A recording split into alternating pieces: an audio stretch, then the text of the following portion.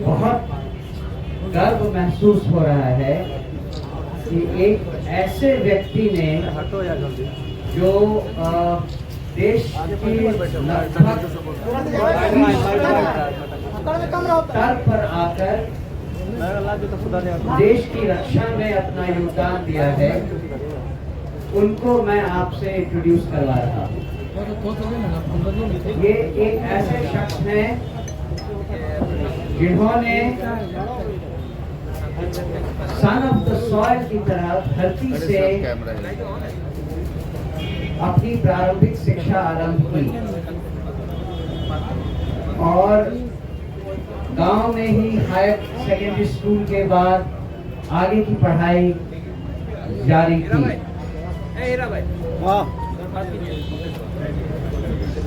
मुझे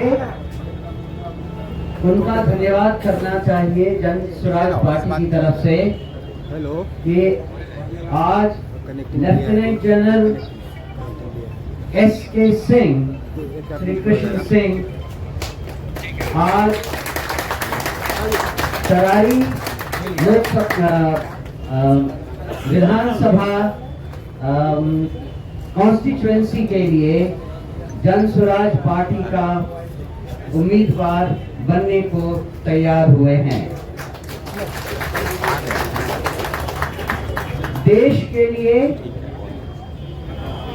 arm forces से ज्यादा कमिटेड और कोई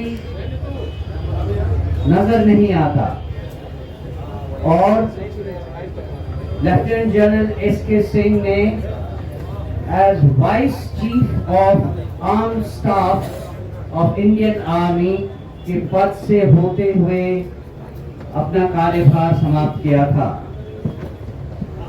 हमें इस बात से बेहद खुशी है कि उन्होंने तरारी कॉन्स्टिट्यूएंसी को रिप्रेजेंट करना स्वीकार किया है। मैं उनसे रिक्वेस्ट करूंगा कि वो दो शब्द अपने बारे में कहें। Lieutenant general SK. सिंह।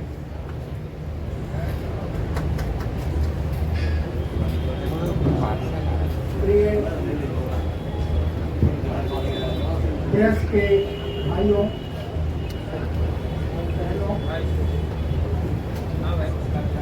कुछ दिन पहले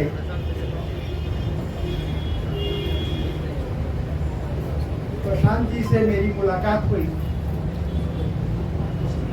और जिस तरह से ये काम बिहार में कर रहे हैं, हर बिहारी उसको फॉलो कर रहा है और मैं भी बहुत ज्यादा इम्प्रेस था उनसे। ये और उनकी टीम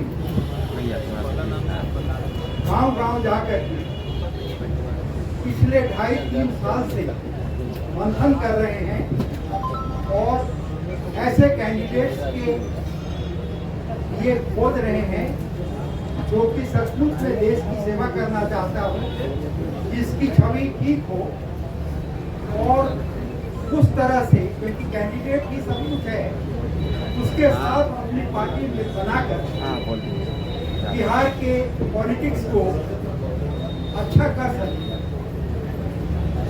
ये जो उनका संकल्प और साधना है, ये मेरे को बहुत अच्छा लगा और दिल को भा गया और दिल से मैं उनके हर प्रोग्राम को फॉलो करता था, देखता था। लेकिन देखिए, ये भाग्य की बस होता है कि तरारी विधानसभा की सीट खाली हुई, उसी में मेरा गांव है और मेरी बहुत वो है यादें उसके साथ लगी हुई है। मैं गांव के साथ लगा रहूँ हमेशा। आप हमारे गांव को पूछिएगा। शुरू में मेरी परवरिश एक साधारण परिवार में, किसान के परिवार में, मेरे पिताजी किसान, वहाँ पर मैंने प्राइमरी स्कूल किया और हाई स्कूल त्रिपुरा में गए जहाँ मेरे चाचा जी टीचर थे। वहाँ से मेरा सिलेक्शन हो गया राष्ट्रीय इंडियन मिलिट्री कॉलेज देहरादून के लिए यहाँ से एक ही सीट होता था। हमको ट्रेन वगैरह कहीं नहीं बैठे थे, सीधे पूरा से पहुँच के देहरादून। माइक पास कर ले सर। उसके बाद में फौज का कैरियर चलता रहा। एनडीए किए, आईएमए में थे, टॉप ब्रैकेट में थे। तो मेरे से पूछा गया कि आप क्या ज्वाइन करना चाहते हैं। उस समय मैं बहुत प्रभावित था फील्ड मार्शल मानेसर से। तो मैंने फील्ड मार्शल मानेसर की रेजिमेंट 8 कोठा राइफल ज्वाइन किया और as a second lieutenant Delhi में जब मैं पोस्ट हुआ तो उनसे मिलने का मौका मिला। वो मेरे आइडियल बने रहे। और आगे की कहानी कहने से पहले मैं बता देता था कि जब वो 2008 में उनका देहांत हुआ तो मैं उनके साथ सरकार में, और वो हमारे रेजिमेंट के पहले कर्नल ऑफ द रेजिमेंट होते हैं, कर्नल सादर फिगर, और मैं 8वां कर्नल ऑफ द रेजिमेंट था जिनके हाथों में उन्होंने दम दिया। तो मेरा लगाव उनके साथ हमेशा लगा।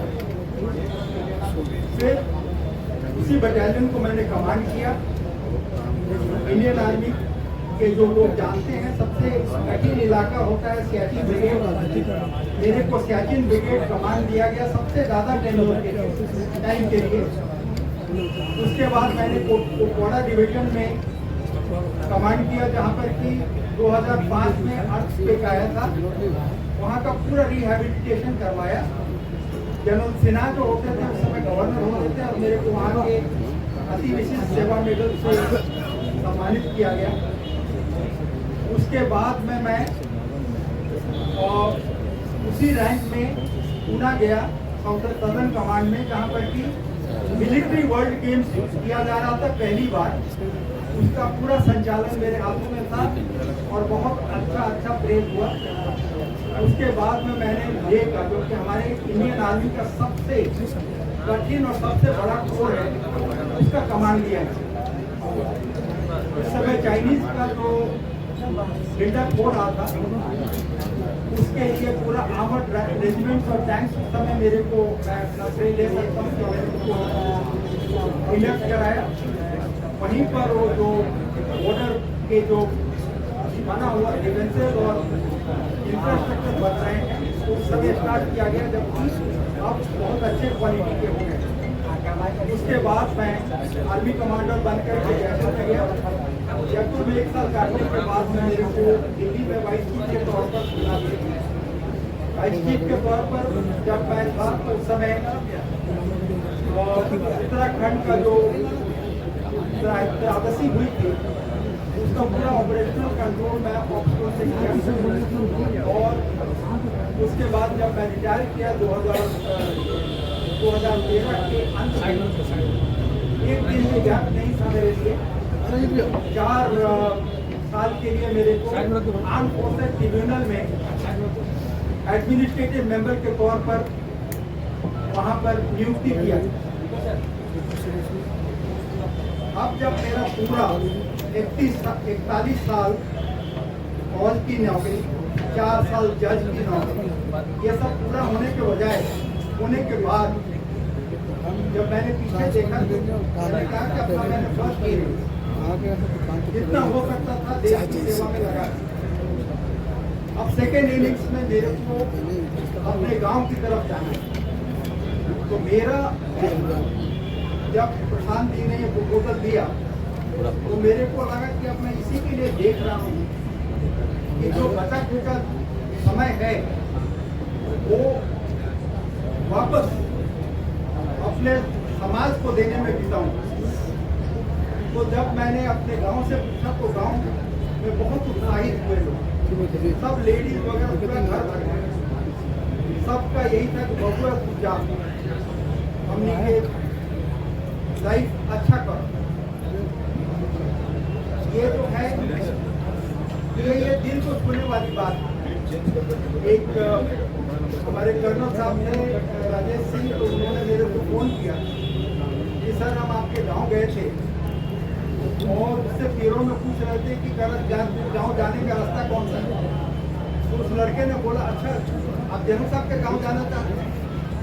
दिल्ली, नोएडा जहाँ मैं ये था वहाँ कोई नहीं जानता मेरे को, लेकिन यहाँ अभी भी मेरे को लोग उतनी प्यार और इज्जत से याद करते हैं। अभी मेरा समय है कि उस प्यार और इज्जत को वापस करूँ। बच्चे मेरे सक्सेसफुल हो गए हैं, वाइफ नहीं है, तो अब मैं अपना समय सेवा में उस समाज को देना चाहता हूं जिन्होंने मेरे को इस लायक बनाया। For me, brothers and sisters of press, it is a time to pay back to the society which has made you what it is, and to ensure the growth of Bihar on the models and on the dreams of Prashant Ji and Jansura. And let us bring a very clean and healthy politics so that our country and our state and our district and villages do as well. Jai Bihar, Jai Hind. एक सवाल है आपसे, अग्निवीर के बारे में आपका क्या कहना है? जी, अग्निवीर के बारे में क्या कहना है? देखिए अग्निवीर लेटेस्ट आया हुआ है। मैं भी आपकी तरह जो है सिर्फ अपना विचार दे सकता हूँ, हम भी इंडिविजुअल विचार है। अब पॉलिसी के रूप में किस तरह से क्या हुआ मेरे को उसकी जानकारी नहीं है, लेकिन पर्सनली मैं अपने पुराने विचार का आदमी हूँ और मैं सोचता हूँ कि मैं खुश नहीं हूँ किसी से। इसलिए नहीं खुश हूँ, 2-3 कारण बता देता हूँ। हमारे सिपाही के लिए हमारा रेजिमेंट एक परिवार होता है, जहाँ वो 17 साल 20 साल जैसे बन जाता, 25 साल 30 साल का काम करता है। उसके बाद में जब भी होता है वो समय का जो भी परिवार का हेड होता है उसको लिखता है कि सर मैं यहाँ हूँ, ये हूँ, वो रेजिमेंट उसका देखभाल करता है। अब जहाँ 20 साल इतने की जो 17 साल की जो नौकरी में जो एफिलिएशन होता है उसको हमारे क्रम में रेजिमेंटेशन करते हैं। तो 4 साल का अग्निवीर जो जिसको पेंशन नहीं मिल रहा है उसकी लगाव परिवार के साथ कैसा होगा वो काम होगा। वही हम लोगों का सबसे ज़्यादा स्ट्रॉन्ग पॉइंट था गलवान की लड़ाई में। नमस्ते साथियों, thanks for watching my video. आप लोग अपना प्यार बनाए रखिए और ज़्यादा से ज़्यादा वीडियो को family, friends and old age people के साथ शेयर करें और लास्ट में एक कमेंट करना ना भूलें। जय हिंद।